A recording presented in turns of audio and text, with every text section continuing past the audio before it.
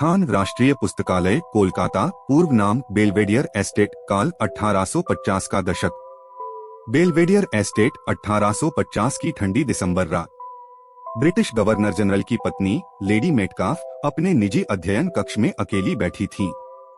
उन्हें किताबों का जुनून था और वे हर कमरे में सफाई और अनुशासन चाहती थीं। कहते हैं उस रात उन्होंने अपनी डायरी में कुछ ऐसा लिखा जो आज तक एक रहस्य है। सुबह होने से पहले ही उनकी रहस्यमय मौत हो गई। उसके बाद से कई नौकरों ने दावा किया कि उन्होंने लेडी मेटकाफ की परछाई को देर रात गलियारों में चलते देखा है, जैसे वह किसी खोई हुई किताब को ढूंढ रही हो। 2022 सर्दियों की शुरुआत।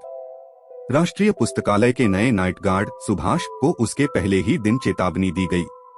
रात के समय पश्चिमी विंग में मत जाना, वहां वो है। लेकिन पुरानी इमारतों के शौकीन और किताबों के प्रेमी सुभाष ने इसे एक मजाक समझा। घड़ी ने 12 बजाए। पुस्तकालय के विशाल हॉल में सन्नाटा पसरा था।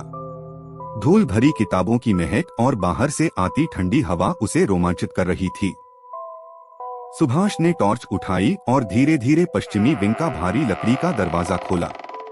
वहां की हवा बाकी हिस्सों से ठंडी और भारी थी, जैसे कोई सांस रोककर उसे देख रहा हो। एक पुरानी बुकशेल्फ से पन्ने पलटने की आवाज आई। सुभाष ने रोशनी डाली, लेकिन गलियारे में कोई नहीं था।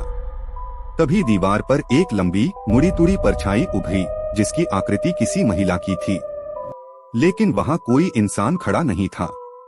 वह परछाई धीरे धीरे आगे बढ़ी और एक मोटी काले कवर वाली किताब के पास रुक गई। सुभाष ने किताब उठाई। उस पर सुनहरे अक्षरों में लिखा था, पर्सनल डायरी लेडी मेटकाफ 1850। जैसे ही उसने पहला पन्ना खोला, एक ठंडी हवा का झोंका आया। पन्ने अपने आप पलटने लगे और बीच में एक पन्ने पर लाल स्याही में सिर्फ 3 शब्द लिखे थे, डोंट डिस्टर्ब मी। अचानक उसके पीछे से किसी महिला की धीमी टूटी फूटी अंग्रेजी में आवाज आई, why are you here. Subhash ने मुड़कर देखा। सफेद गाउन में खड़ी एक महिला, आधा जला चेहरा, धंसी हुई आंखें और हाथ में वही किताब। वह मुस्कुरा रही थी, लेकिन उसकी मुस्कान इंसानी नहीं थी। टॉर्च की रोशनी झपकने लगी और फिर बुझ गई। कुछ ही पलों बाद पूरे हॉल में एक चीख गूंजी और फिर सन्नाटा छा गया। अगली सुबह पश्चिमी विंग के फर्श पर सिर्फ एक टॉर्च, वह काली किताब और सुभाष की आधी जली वर्दी पड़ी थी। लोग कहते हैं लेडी मेटकाफ अब भी अपनी अधूरी डायरी की रक्षा करती हैं और जो भी उसके पन्ने पलटता है वह लौटकर नहीं आता।